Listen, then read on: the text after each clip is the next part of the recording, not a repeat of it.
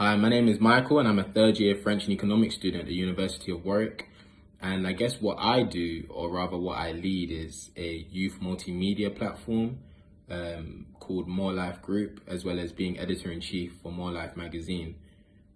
And I guess in these two roles, I oversee roughly 21 to 22 people to drive insights, to create a magazine, and to host virtual and in-person events.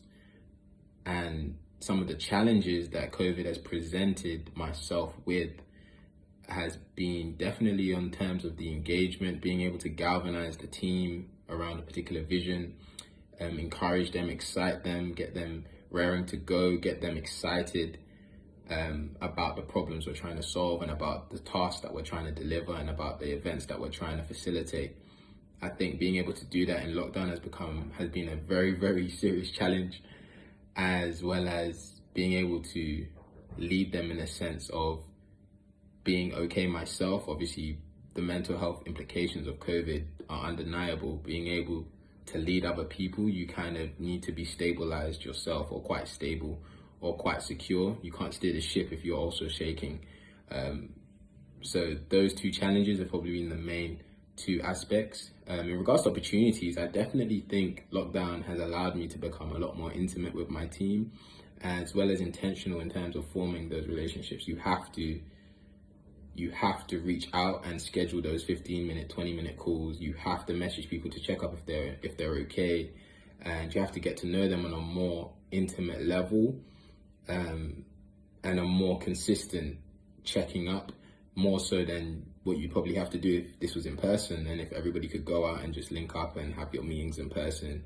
I feel like there'd be more of a hi-bye element until you see them again. But I guess in a virtual world, you really have to be consistent and intentional with checking up. And I think I've formed deeper relationships with my teammates because of that. Yeah, I think that's the main one, opportunity. And then in regards to favorite leadership quote, it's definitely an interesting one. I had a few options, but I'm going to choose the one by Rosalind Carter, that a leader takes people where they want to go, but a great leader takes people where they don't necessarily want to go, but where they ought to go. And I think it speaks to, again, being intentional with the relationships you're forming with your team, and making sure that you understand them, not the role that they can fulfill in regards to what you're leading or the task that you need to facilitate. You really need to know the individual and try to facilitate putting them in positions where they will grow and become leaders. I think another good quote is the best leaders create other leaders. I feel like that's a really good quote, really resonating quote.